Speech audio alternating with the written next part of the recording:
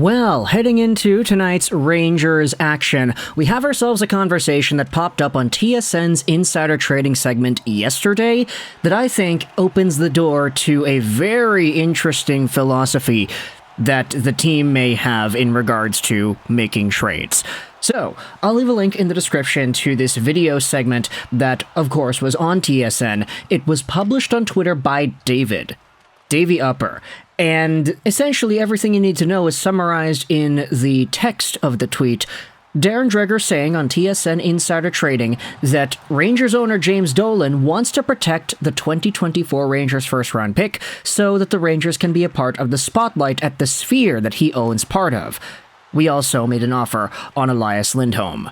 Now this seems like a pretty weird kind of idea, and if you listen to the video, it seems like from the way that Dreger talks about it, these two ideas may have even been connected. Dreger opens up the dialogue in the video clip by talking about how the Rangers are looking for a forward. Okay, that's not new, like we've known that for a while, but then he does say that they did make an offer to the Calgary Flames for eventual Vancouver Canuck, Elias Lindholm.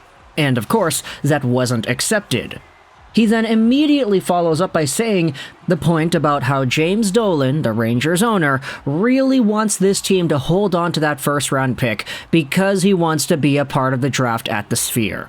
And while we don't have any direct confirmation, the way the sentences flow in the video clip, it makes it seem like the Elias Lindholm trade conversations with the Flames may have even been halted because of the lack of that 2024 first. Now, Dreger does say that the Rangers have the opportunity to trade a different first if it's a 2025 first. Okay, that seems like it would be fair game. But from the way things look in the video clip, it very much seems like one of the reasons the Rangers couldn't make a trade for Lindholm get done is because of their unwillingness to trade away that 2024 first. And of course, the reason behind it is just so ridiculous that the guy is pretty much telling the GM how to do his job because he wants to be a part of a spectacle draft in Vegas. Now, as we had talked about with the Elias Lindholm trade that actually went down, the Vancouver Canucks sending over a first, conditional fourth, and 2 prospects, plus Andrei Kuzmenko for Lindholm, that's a pretty steep package when you take a look at the list of names involved. Like, of course, 5 assets for one guy on a rental deal doesn't seem like the most ideal thing in the world, but as we have talked about a bunch over the past few videos, the package the Vancouver Canucks gave up, you could very well say was fine, because of the quality of these assets. Yoni Yerma's a prospect that's not really going to do all too much. Brustevich has some concerns with his translatability. You've got Kuzmenko, who is already struggling, and plus he takes up money for next year. The first-round pick was de facto going to be included in there, and then the fourth is a fourth-round pick who really cares. But for the New York Rangers to consider themselves outbid, potentially because that first-round pick of theirs was not in play, it does seem like a damning quality of this entire situation when you consider how an external location of a draft can step in and be the difference between trading away a draft pick and not. In fact, here's a quote tweet of the same video from Statboy Steven. I talk about Statboy Steven's tweets quite a bit. He does a lot of good work on Twitter. Big fan of Steven. This is why this team will never win a Stanley Cup with Dolan as the owner. I'm not even joking. Scroll down into the body of the piece. Silver Pucker goes out there and replies, Rangers fans are completely missing the point about this. This has nothing to do with whether you think the team should trade the pick or what they'd get for it. This is simply an owner prioritizing his ego over the team. You think that's a good idea? Wake up, folks. Another reply from CT says, I've been saying it forever, they aren't serious about a cup. All the Rangers care about is making sure they're sold out. Sign big names and sell jerseys. And it's reflected in the personnel on the ice. They're happy to just be in the NHL. They don't hate losing, they just like winning. One more comment goes out there and asks, what do you want to trade a first in 2024 for in this year's market? Not per se, Steven replies. It's more about the owner involving himself with this kind of stuff. He cares more about his brand than about team success.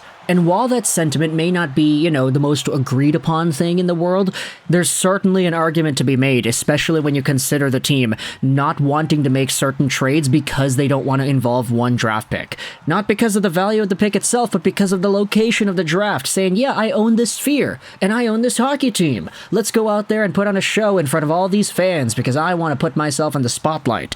That in itself seems like a very short-sighted and ill-informed way to run a hockey team, especially since Dolan isn't the guy technically running it. He's not the GM, he's the owner. In a perfect world, the owner does not make decisions for his own hockey team. He allows the GM, the guy whom he's hired to do decisions like that, to make those decisions.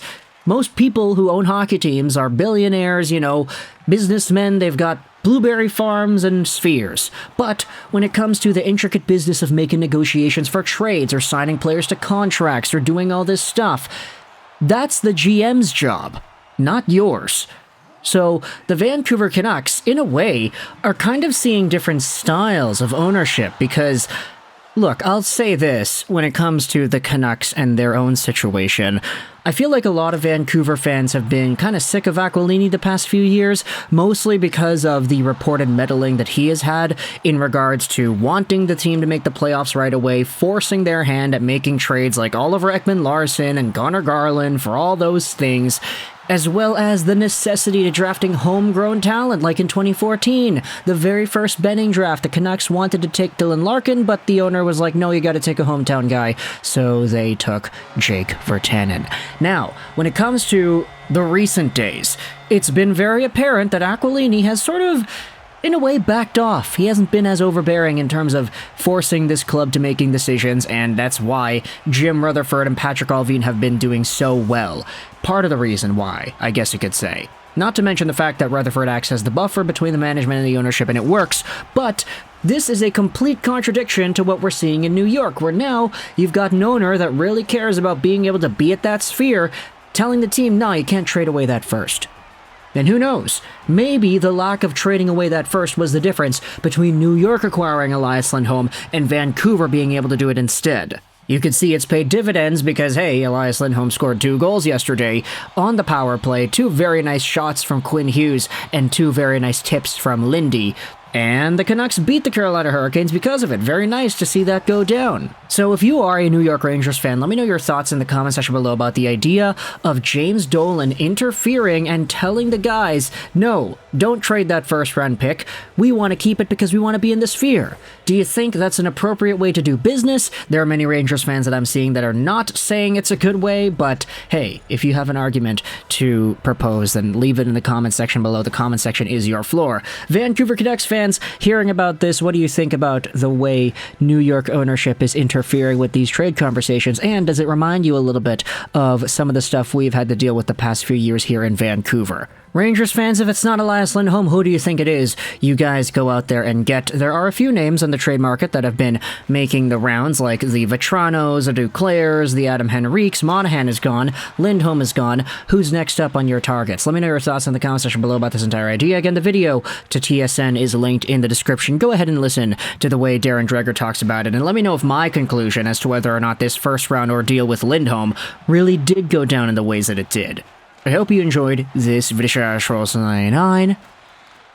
and bye.